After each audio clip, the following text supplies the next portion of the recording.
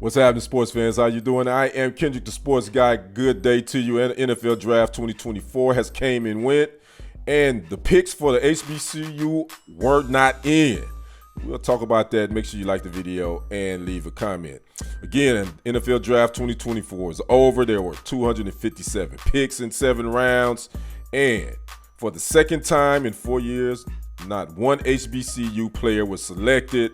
And that has raised some concerns with the legendary Grambling State quarterback Doug Williams. Now, we all thought when Coach Prime was at Jackson State a couple of years ago that the spotlight was on HBCU football. Matter of fact, a couple of players did get drafted. I remember James Houston, I believe, for Jackson State was drafted by the Lions. And we thought all was going to be great.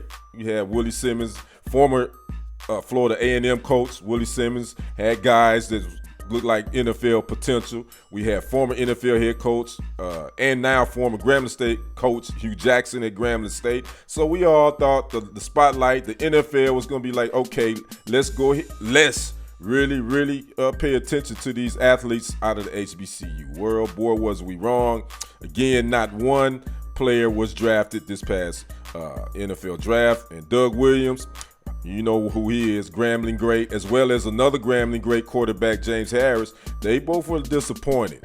Doug Williams was saying, I quote, he said, "We have given all of the teams access and information about the players. No one is in the draft room standing on the table for our guys. I don't think they speak up. It's almost like they're afraid to mention an HBCU player or something." And that's a quote from Doug Williams. The Legacy Bowl that they play, I believe, in February, where scouts will come in and get a sneak peek at some of the athletes at the HBCU level.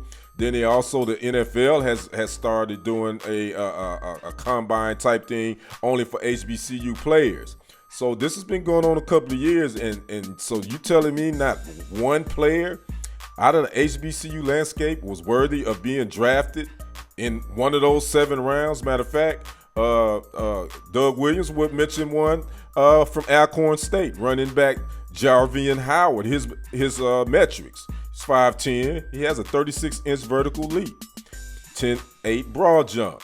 He also rushed for over 2,000 yards in the past 2 years. So you telling me that this running back, Jarvian Howard from Alcorn State, was not worthy of even being a 7th round draft pick? Doug Williams again said that it was at least 6 to 7 HBCU players that should have been taken in the 6th or 7th round. And by the way, Jarvian Howard would sign an undrafted free agent deal, as well as some of the other, it's like 7 or 8 players. They did sign undrafted free agent deals. But again, that's not the point. Why aren't NFL teams picking these guys? I remember reading.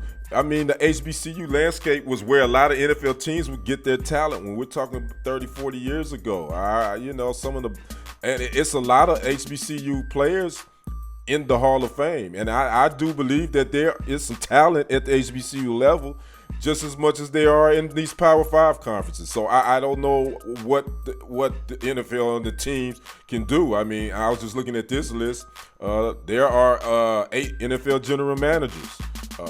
Andrew Berry with the Browns, Brad Holmes with the Lions, Terry Fontenot with the Falcons, Martin Mayhew with the Commanders, Brian Poles with the Bears, Kwesi Adolfo-Mensah with the Vikings, and Ryan Carthon with the Titans. So they are in positions that can kind of make some deals, but at the end of the day, the owners have the final say. I get that, and that's where this is not gonna ever. We ain't gonna ever see anything better than this, because till we get some black ownership, I'm talking about majority ownership. I know Magic Johnson is part of the Commanders ownership group, but he's a minority owner. So until that happens, I don't know what can be done. I can't scouting. You got your scouts that scout a lot of these guys, so why not take a chance on some of these HBCU athletes? So again, Doug Williams and James Harris aren't happy with this, and they want to see some better results from these NFL teams actually standing up for these athletes in the HBCU world. So I don't know what can be done.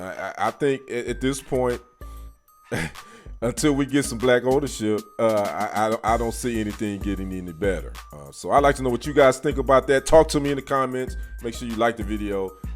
Subscribe to the channel. Make sure you click that notification bell to be alerted when new content, live streams are headed your way. And as always, it is a great day to be a Green Bay Packer fan. I am Kendrick, the sports guy.